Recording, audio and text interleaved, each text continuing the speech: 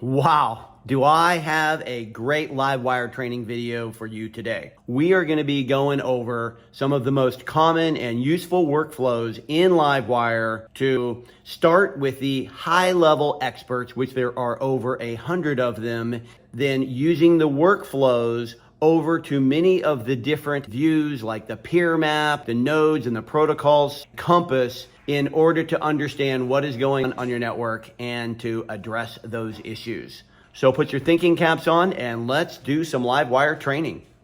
Welcome to the start page of OmniPeak for Windows. This is a client that you have access to on MyPeak for each one of your LiveWires. You install it on a Windows machine, you install it on a server or a laptop. This is one way in which you can connect to your LiveWires. I see I have a couple of LiveWires listed here. They're LiveWire edges as well, and I'm connected to one. And here's the home view of one of those LiveWire edges. And then I have a couple of others. So this will be similar to what you will see. Now, going back to the start page, that's just one of the primary buttons on OmniPeak for Windows. That's the view capture engines. You can also do a new capture and, of course, open capture files. You can see I have a couple of PCAPs in my recent files list. So I've already opened one. And when you open a file or you connect to one of your capture engines or you do just about anything else in OmniPeak for Windows, it will open a new tab, kind of like a web browser. We were visionary and way ahead of the game 25 years ago when we designed this UI. And we're like, hey, let's add tabs. It's very nice like that. Not only can you add the tabs, but if you have two PCAPs you want to look at the same time, or you want to look at packets and flows at the same time from a PCAP, you can do that. I can just go, hey, I want to look at this PCAP. And I want to look at this PCAP, drag it over, and now I could do like some comparisons between the two. But going back to this PCAP that I just opened, it's the same look and feel, the same features, whether you open a PCAP locally or you connect to a LiveWire and you look at the data there. So in the case of the LiveWire, let's go do that again. I went view capture engines. I'm on my LiveWire. And here's 10.5 on the LiveWire. Big difference though. When I open a PCAP, I'm literally, that file's on my machine. I open the file just like I would, I'm in Excel and I open a file and there I'm looking at the packets.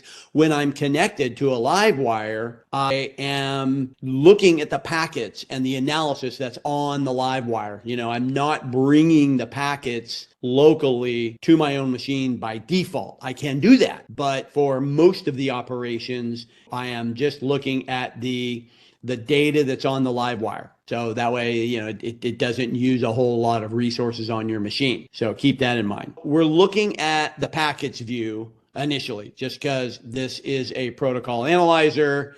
That's what most people are familiar with when they use a protocol analyzer, because most people have experience with Wireshark. They run Wireshark, they open a PCAP file and they look at the packets. And there may be, what do we have here with packets? We have 500,000 packets. That's a lot of packets. In PCAP, in Wireshark, you really have to be a packet head to look at 500,000 packets and figure out what the heck is going on with your network. In LiveWire and OmniPeak, maybe one of the reasons why you decided to go with this solution is that's not how it works. In our solution, what you will do is you will look at the analysis first. Our software will process the packets for you, analyze the packets, build them into flows, build them into calls, build them into higher level constructs, and do analysis on those so that it can tell you what is going on with your network. For example, I am looking at where I go to the flows view. It's listing the flow. So rather than looking at packets, I'm looking at a higher level flows. Each one of these flows has some number of packets associated with it. Below that is the event summary. And this is, so it's a summary of the different events. It's not each individual event. I have those over here in the event log with a lot more information about each event, but that's not where I start either, because I want the highest level analysis possible. And this is telling me what kinds of issues I have on my network. And after looking at this, well, for many years like I have, I can go through and easily pick out the kinds of issues I want to investigate, the kinds of issues that I can correlate with each other. I can look at the counts and determine if, I've just got something with an HTTP server error out of 500,000 packets. Probably not something I'm too worried about, but I've got 824 counts of slow server response time. I should probably investigate that. That is where the fun starts. I look at my events, decide which one I want to investigate, and then I start looking into each one of these. So rather than going bottom up, looking at packets, trying to figure out what the problems are, and then looking at other packets, I look at the issues, I right click, I say select related packets, and it has now found the packets for me that triggered that event. Now that I have those packets, I can either hide the selected packets or hide the unselected packets. But the typical workflow is to copy those packets to a new window. When I do that in OmniPeek for Windows, it actually brings those packets local to my OmniPeek. Now, there's the first difference we're going to learn about the OmniPeek for Windows client and when you are using the web browser client on the LiveWire itself. When you do select related packets on the LiveWire or a web UI or other operations, you don't bring the packets down because there's nowhere to bring the packets to, right? You're just in a web browser. Everything is done there. But just because of the way OmniPeek's designed, there are certain operations like select related packets and a few others where when you do that, now the packets are local. So now that I brought the packets local and I have a selection of those, probably the first thing I would do is just quickly rename that so that I don't lose it up there in my, in all of my tabs. So go ahead and give that a different name. And now when I look at, for example, flows, it's going to be limited to what I just filtered on. If I look at some of these other views, it's all limited to just those.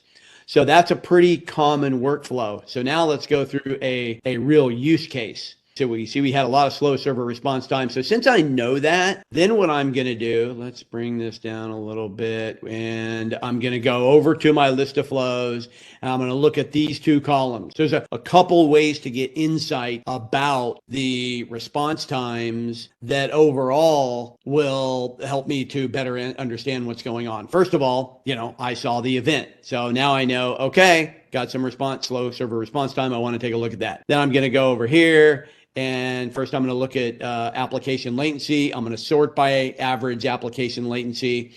And that way I can see, okay, of all this traffic I have, of all these flows, I've got some applications that have application latency of about about a minute 59 seconds.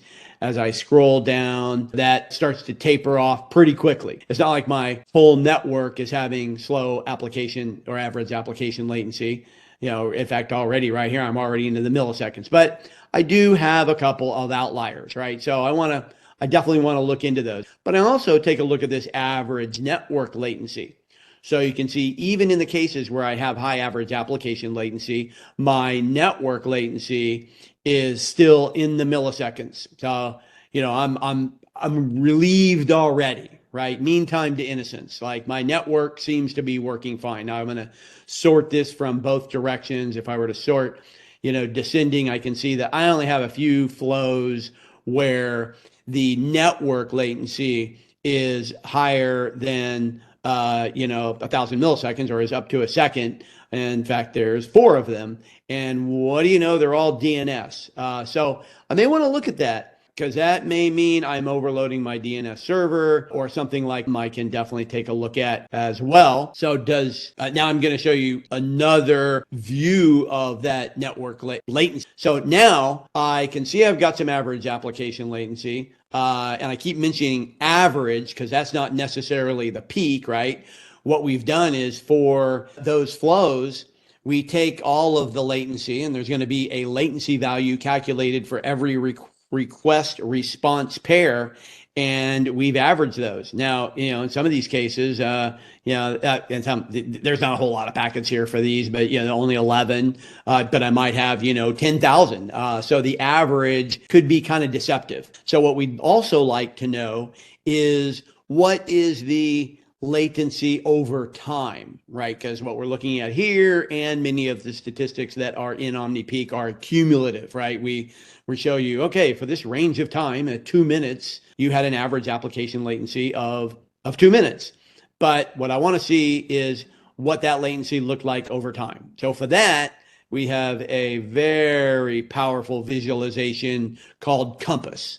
So we go to Compass, and instead of seeing just a number, we've got a graph. And we're showing here the graph of two-way latency. Now, there's a bunch of different ways you can see the different statistics you can see in this graph, but typically it's used for either utilization or for two-way latency. I'm using it for two-way latency all the time. So there it is already on two-way latency. You can see for this same file that we're on, or this forensic search that we did, which is about 5 minutes and 24 seconds.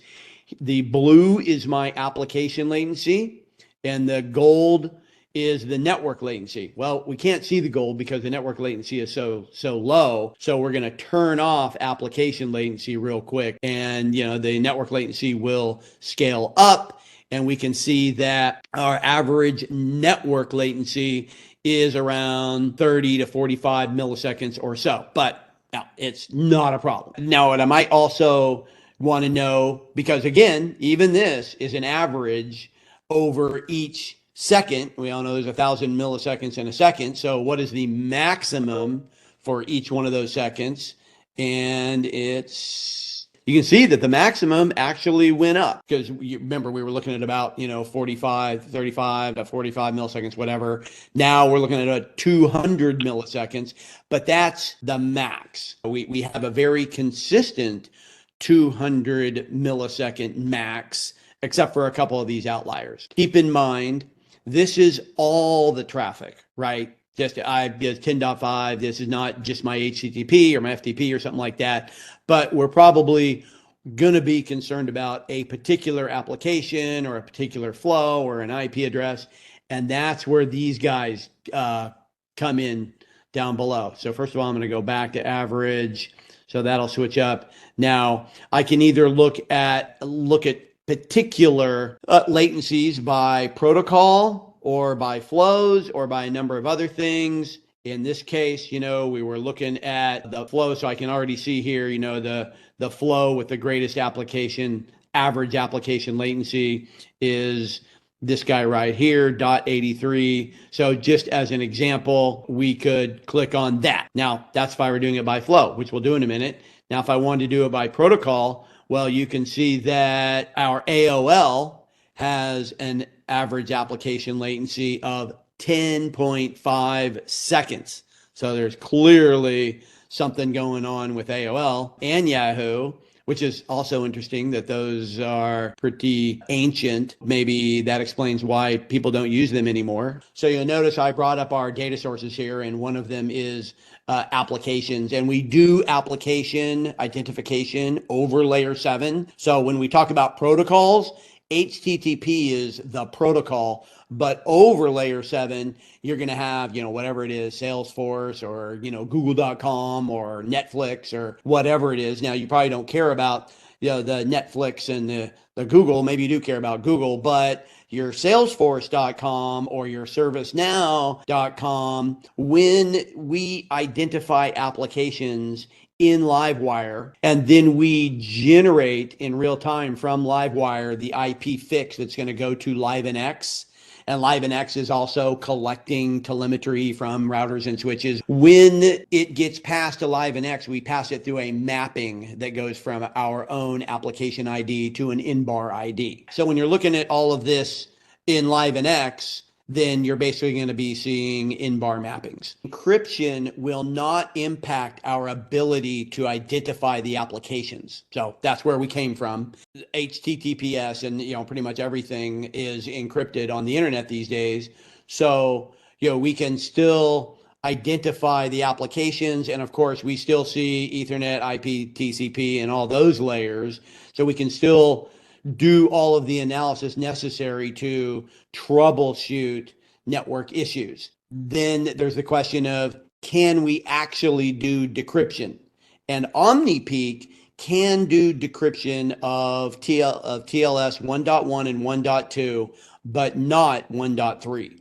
And we haven't seen any real reason for network performance monitoring to do that. Of course, for security, there could be some reasons to do that. And there are plenty of security use cases for OmniPeak and LiveWire. We don't currently have the ability to decrypt TLS 1.3. We do have a DNS resolution feature. So you can, select, if I go to the nodes and I, select a node or some number of nodes, I could say resolve those names. And, we're basically just doing a DNS lookup on that. You can also see that some of these nodes have already been given a name. And how did we figure out that? Is we have passive name resolution, where we are, so it's passive, not active, where we are looking at the DNS and SSL packets and extrapolating from those, especially the DNS packets. You got your questions and your answers, what the pair is, and we put that into our own name table. So both OmniPeak and LiveWire have a name table, and we put those entries into the name table, which I had just brought up here. Here's the passively resolved names, and those names are used throughout the program, like in nodes, even in packets. You might have noticed there's some names in there. If you're looking at the peer map, which we haven't even gotten to yet, spoiler alert, it's amazing that we have the names in there as well. We've actually covered a lot of ground so far with the flows, with the expert events, with the workflow that I've showed you all the way into Compass. Those are where we started from. Great ways to begin your, any kind of troubleshooting session and investigation. The peer map is also a great place to start, because if you go straight to packets, it's like, okay, 500,000 packets, who's talking to who? But if I look at the peer map instantly, my eyes can see who the main talkers are. I can move those around. I can see the names. I can see the protocols. It's very interactive. It also can be used to select related packets at any point in time. I can select a particular protocol I want to look at, like where the DNS communications going on. You can see that it defaulted to the top talkers, because otherwise it turns into a giant spider web. So there's all kinds of filtering you can do on that. It also remembers where you put them, so you come back later and it's like, you always know my intranet.wildpackets.com is going to be here. Incredibly useful visualization with a lot of different data behind it for that correlation, which can lead to greater insights into how your network's behaving and what kind of problems you might be having. We also will show you the countries, just at a glance. That can be very useful, just to make sure that there's nothing coming from the bad guys, or make sure, you see the countries in there that you would expect. Here's the applications. It's also going to show HTTP, but anytime there's Facebook, for example. And this is really key, because if we go to this application view, it's the expert application view. Now, if we were to find, say, WebEx, now we're looking at the average response time for just WebEx, not HTTP. And all, because again, there could be stuff in HTTP. I really don't care about the performance, but boy, my WebEx better be within my SLA requirements. And in this case, they probably wouldn't. 5.9 seconds for response times on WebEx. I better start investigating that. Select related packets, and I would open it up a little bit and look at the individual. Oh, and I can see here let's see, it was this guy, 5.9, and then we had these different sessions. Yeah, this is probably something I'm going to want to select related packets on. You know, you can really zoom in on the particular applications that are important to you and their statistics. Not only are we breaking out the application name, but we're breaking out the analysis that goes with it. There we go. Applications, protocols. Let's look at that real quick. I immediately go to hierarchy because I like seeing what's under TCP and UDP. Today, we haven't even covered voice over IP. We're very strong in voice over IP analysis. That could be a whole nother hour all by itself. We build the packets into the flows into the calls. In OmniPeak, you can see all the calls. You can see the media types. We know all the code. We don't know all the codecs. We know most of the codecs, of course, 711, 729. We know the control, the management packets at SIP and H323 and things like that. Go to your voice and video dashboard, and immediately you'll be able to see whether we defined those calls as good or bad. The good or bad is basically based on high levels of jitter, and if they are bad, then you can have workflows to actually see the jitter values in graphs for those as well. You will be able to much better understand how the voice over IP on your network is.